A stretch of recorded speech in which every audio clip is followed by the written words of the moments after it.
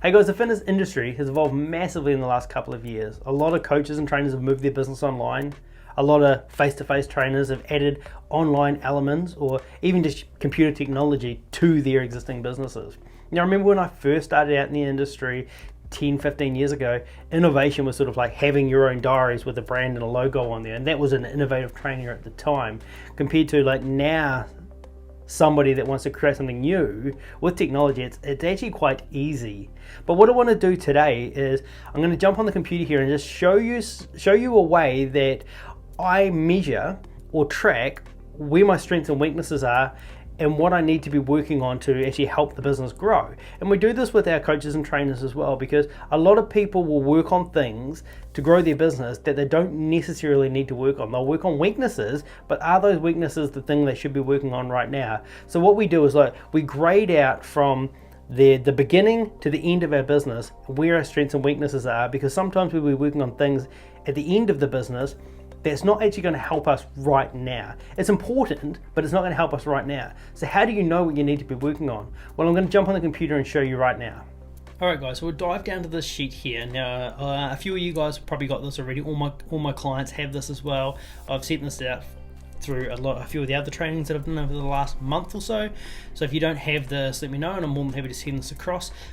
But what we've got here are the strategies that we're going to implement in a quarter. So some people obviously at different stages, but if we just look at this, how do we actually come up with what these are for the next 3 months, the next 6 months, and then keep progressing these things forward?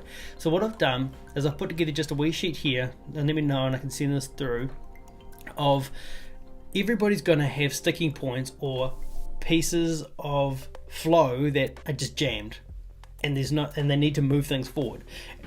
So to figure that out, what we do is we go 1, 2, 3, 4, 5 leads, booking system, sales system, onboarding system, delivery system, and we start writing down under leads firstly, because leads is the main one. Like if you've already got a shitload of leads coming in and your calendar's full, then these ones we're not looking at so much because it's already fine. The sticking point for us might be our sales system. We're not signing up enough clients. If we are signing up enough clients, then onboarding or delivery, these things might be the problem. But depending on where you are, I would still go through the whole process. So the first thing is like leads. Write down all the things that you're doing at the moment to generate leads, and then all the things that you can think of that you could be doing to generate leads. Now, what we want to do now is go, and we'll do this for all of this, okay? So first thing first, go all the things that you are doing to generate leads and all the things that you should be doing to generate leads. Then underneath that, we're going to go the booking system. What are all the things that you're doing at the moment around your booking system? So they could be things like when you're booking someone in, do they have like a questionnaire to fill out? Do you have Calendly? Is there a reminder email set up? Are you tracking the show up rate? Are you testing? Like writing all of those under the booking system. Then under sales system things as well. Do you have a sales process? Do you have like a follow-up process? Do you have like tracking for that there? All those type of things do you have in there. What are you scripting, like onboarding process? How do you take payments? How do you send out whatever program or onboarding email? How do you book calls or coaching or whatever it is that you're offering from there as well? How do you handle missed payments, credit cards, all that sort of stuff? What are all the things that you've got on the onboarding? And then with the program results, everything you can think of along there as well. That's the first thing. Then what we have to do is we're going to go through and go out of 10, rate them. So what's your outreach like out of 10? And let's say that was a 7. Personal posts, out of what you should be doing, out of 10, what is it? Let's say it's a 6. Group posts, let's say that was a 4. Email, 0. Facebook ads, 0, 0, 0, 0. Okay, as an example. So to generate more leads, what would we work on? If that's a 7, that's a 6, and that's a 4, maybe we could just work on bringing these up. Do we just need to increase the percentage of quality that we're putting through our group posts, our personal posts, and our outreach? Or if these are 10, 10, 10, and our lead flow is still not right, well, do we need to look at some Instagram ads? Do we need to build out a VSL funnel? That's what we would look at there, okay? Then we go to the booking system and we do the same thing. Okay, do I send out a questionnaire Do I have reminder emails? Is my show up rate good enough? What are all those things there? And we rate those out of 10. And we just carry that on through all of this here. So we've got all the things that we do under here, we've rated them all out of 10. Then pick the 2 things that you're going to work on in this next quarter. Okay, in here, this is where we find stuff for this. The next quarter, and then we would pick the ones that we would do for the quarter after that, and that's 6 months worth of work. So if we look at that and say, okay, well, over the next 3 months, I'm going to improve my outreach, I'm going to improve this here, I'm going to improve this here, and I'll explain how we do that as well in a moment. But I'm also going to have a look at creating a VSL funnel and some Facebook ads. Okay, so let's just say build Facebook ads, build a VSL funnel. That would come in, and we would type that in here as well. That's going to be a part of this first priority, which is January, February, March.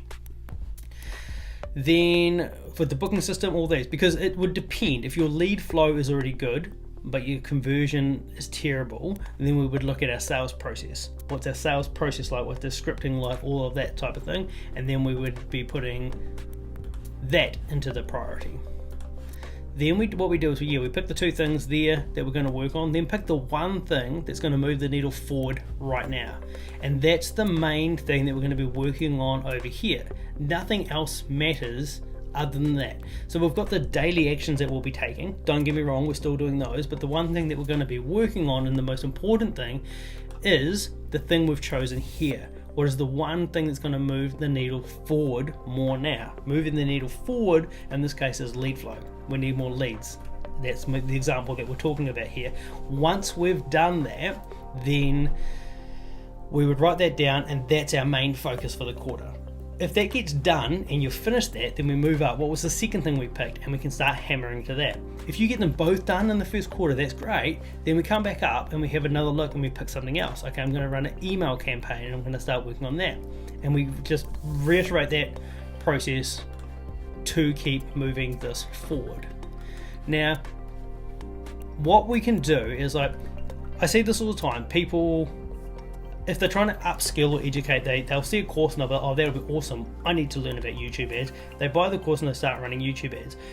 How we pick what we want to learn, because we always want to be upskilling, but how we actually pick what we want to learn is by these things here. If the main things that we're going to be learning on is personal posts and group posts, because they're not very good, and that's what we want to do to generate more leads, then any education that we do should be around those things there. Or if our sales process is not working, then why are we going to learn how to build out a better program? Our sales process is broken. That's where we need to spend our time.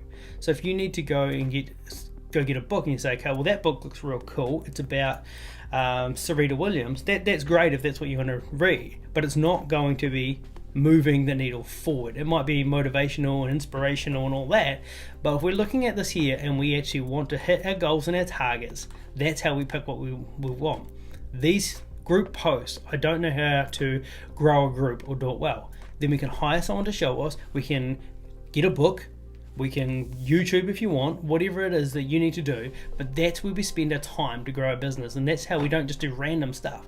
We're not doing random acts to grow our business, and we're also not just learning random stuff, because that's how so many people do this. They get caught up in the learning process because learning is enjoyable, and they're like, they've learned so much and they do know more stuff, but it's not stuff that's actually pushing their business forward right now.